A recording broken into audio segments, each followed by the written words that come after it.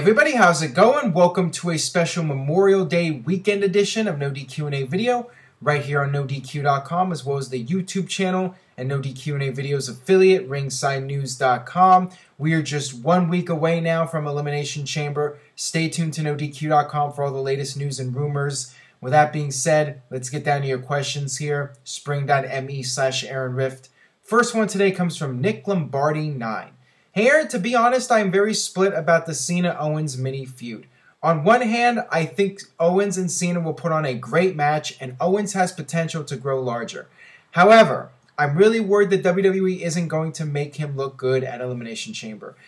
Well, that I'm not concerned about. I definitely feel that this will be a back-and-forth match, and Kevin Owens will come off as a credible threat to John Cena's title. Now, will Kevin Owens win the title and actually beat John Cena? That remains to be seen. I think it would do Kevin Owens a lot of good to be the guy to beat John Cena. I think that that would instantly establish him as a top-level superstar. But will that happen? I have my serious doubts about it. The thing about Kevin Owens is it's not the same dynamic as Cena versus Neville or Cena versus Sami Zayn, because Neville and Zayn are babyface characters that are portrayed as underdogs. With Kevin Owens, it's different. And WWE even made the storyline different in the sense that Kevin Owens came out and talked about how he's actually been in the business longer than John Cena, and only recently he has gotten the opportunity to perform on the big stage. So Kevin Owens is already being portrayed as a guy who is a veteran, who's been around for a while. And also Kevin Owens is a heel, and his gimmick is that he is a monster. He is unstoppable. In this match, Kevin Owens is at John Cena's level. So I don't know if Cena beating Owens is going to do Owens any favors, but I could definitely see John Cena retaining the title here. I think it would be great for Owens to win, but I have very mixed feelings about what's going to happen. I just don't sense that Cena's going to lose the title at this point. You know, there's still other matches you can do with John Cena as U.S. champion, and I'm going to get to that right now. Got this question here from Dave451985. Are there any guys on the roster who you think could benefit greatly from getting a title, any title, put on them? Also, who do you think will eventually defeat John Cena for the U.S. title? Well, with the way that WWE has booked John Cena as U.S. champion, whoever beats John Cena is going to be elevated from being the U.S. champion. That just goes to show that when you book a title strongly, it can help elevate the talent. And in John Cena's case, not only is he making the title, but also the fact that the title is being defended every week, that is also elevating the title. So somebody could definitely benefit huge from getting the U.S. title at this point. Now, who's going to end up beating Cena for the title? Kevin Owens is a possibility. Don't know if it's going to happen or not.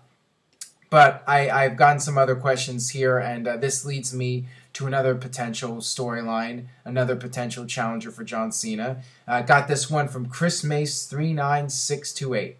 With John Cena doing the U.S. title invitation, could we see him do it for SummerSlam and Sting coming out to accept the challenge? I actually really like this idea because I've talked about in previous videos the possibility of Sting versus somebody at SummerSlam, and John Cena is a possible opponent for Sting, a potential match, a dream match that you could do prior to WrestleMania 32, another way to utilize Sting. The only issue I see with it is if Sting faces John Cena, I definitely feel that Sting would need to win the match and win the title. And that leads to the next question is Sting going to defend the title? Is he going to be a regular character on television defending the title, or at least defend the title on a pay-per-view and make occasional TV appearances? That's a big question mark, but it would be a nice feel-good moment for Sting to win the WWE version of the U.S. title and maybe have a short run as champion. You know, that would definitely be a good way to utilize Sting. And I'd like to see Cena versus Sting, and that be the end of John Cena's title reign. But then again, you know, some people might criticize it for the fact that WWE should be using the U.S. title to elevate a younger talent, that it would make more sense to have somebody like Kevin Owens beat John Cena rather than old man Sting, the old veteran, winning the title, that doesn't really help elevate a new talent. So I can really look at it from both sides. I think it's a cool idea to do that, have Sting accept the challenge. But on the other hand, it might be better to have a young up-and-coming superstar beat John Cena. But who would that person be? Cena's already fought Neville. He already fought Sami Zayn. He's going to fight Kevin Owens. If it's not Kevin Owens, who else is there? I mean, I suppose you could do Cena versus Finn Balor and have Balor be the one to defeat John Cena and become U.S. champion. I mean, that's also a possibility. So it's really hard to say what WWE should do at this point.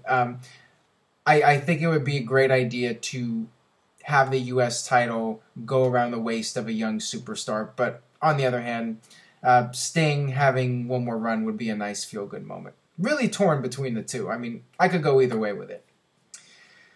Moving on here, got this question from Pac-Man7.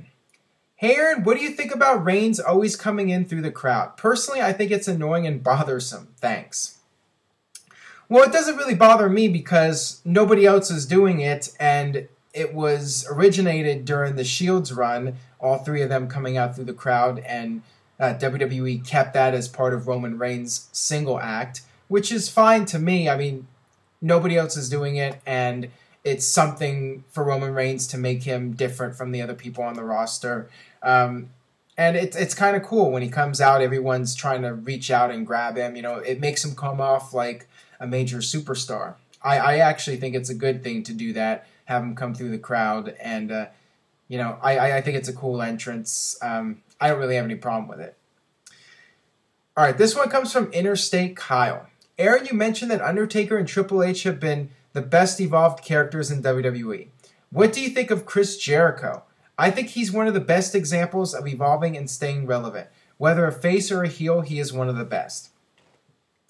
Well, I definitely agree with that. Chris Jericho is another guy who has evolved his character over the years. When he came into WWE, he was a goofball doing the Y2J gimmick and the Ayatollah of Rock and Rolla, and then he took a more serious approach as the years went on. He turned heel, and really that turn in 2008, he completely reinvented himself, and perhaps he had the best year or two of his career. He won NoDQ.com Superstar of the Year in 2008 and 2009, and he won the Superstar of the Decade Award on NoDQ.com right around that time period. And I think him going heel really cemented him as one of the all-time greats in WWE, because he was a top babyface for many years, and then he was able to be one of the top heels in the business, arguably the best heel of the late 2008-2009 period. So yeah, Chris Jericho's definitely up there with guys that did a tremendous job reinventing himself. And you know, Jericho, every time he comes back, he tweaks his character a little bit, has the light-up jackets. He's always looking for ways to change up his look a little bit, and that's good. It's always good to freshen up and change the character a little bit. And you know, Jericho's really smart. He's always been innovative with his ideas. Definitely a lot of people could learn from Chris Jericho. All right, got this one from Dave Lesnar. Hey Aaron, I recently watched WWE Gimmicks That Deserved Better with Jeff Meacham and thoroughly enjoyed it. Anyways, my question is, will you be doing more videos with Jeff on a regular basis, as I think the subs of the channel are really into the videos? Absolutely. Jeff is a big part of NoDQ.com's history, and him and I have done some really quality videos, in my opinion. I think a lot of people enjoy the videos. You can definitely expect more videos from myself and Jeff in the future. Subscribe, youtube.com/NoDQCAW. And if you enjoy the videos, please tell a friend. Anybody you know who watches wrestling, have them check out the YouTube channel, check out the videos, and thank you all for the support. So that was just basically a way for me to plug the channel with that question. So thanks for the question, Dave Lesnar. Got another question here. Hey Aaron, what do you think of Seth Rollins using the pedigree as a finisher?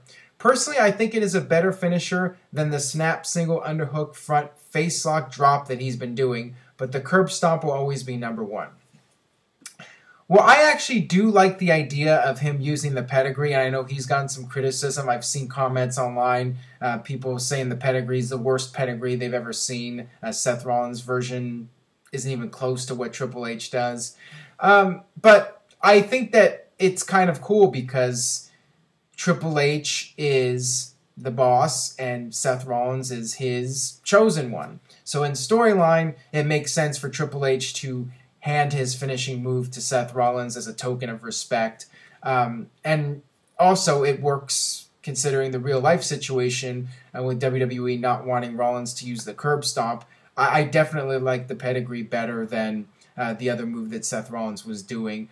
So I think it's a positive. I think he should keep doing it for the time being. Hopefully, eventually, WWE will bring back the curb stomp because that is a tremendous finish, and he was so good with that finish and so many memorable moments, including doing the curb stomp to Dean Ambrose on the cement blocks and then winning the title at WrestleMania. And, you know, they've been editing out the finish of WrestleMania now. It's just ridiculous. So, yeah, I'm really hoping in the long run he'll bring back the curb stomp. But for the time being, using the pedigree, totally cool with it. All right, got one more question here from Noel804. What's up, Aaron? With the Elimination Chamber pay-per-view coming up soon, I wanted to know, what is your favorite Elimination Chamber match so far? Well, to me, nothing will top the first Elimination Chamber match from 2002 at Survivor Series with Shawn Michaels making his big comeback and winning the world title, despite the Robin Hood tights, terrible tights, the worst tights of his career in my opinion. But that match was awesome. One of the best cage matches in WWE ever, in my opinion. You know, that really set the standard for Elimination Chamber matches. And this is a bit biased on my part, but I enjoyed the 2 chamber matches at the 2008 No Way Out. I was there in person, and both of those matches were really good, the Raw and SmackDown match. I think I liked the SmackDown match better with Undertaker and Batista at the end, and Undertaker winning the match. You know, that was a really cool moment. But yeah, both of them were really good, and that was actually one of the last WWE pay-per-view matches where I believe they had intentional blood. And, you know, this was right before WWE went PG and they had the blood ban and all that stuff. So it was, to me, one of the last, you know, vintage Elimination Chamber violent matches before the company started to go PG and tone things down. So yeah, those were my favorite matches. And I also like 2006 because John Cena went through hell, and then immediately afterwards Edge cashes in Money in the Bank, and we have that historic moment. So that'll wrap it up for this edition of NoDQ&A video. Thanks as always for watching. Stay tuned to NoDQ.com for the very latest. Stay tuned to the YouTube channel. Subscribe if you haven't already. More videos coming with myself, Jeff Meacham, Wayne Needham, Noah Donish. Who knows? Other people might be coming in soon. Just trying to beef up the YouTube channel. Thank you guys for all your support. And I will see you guys next time for more.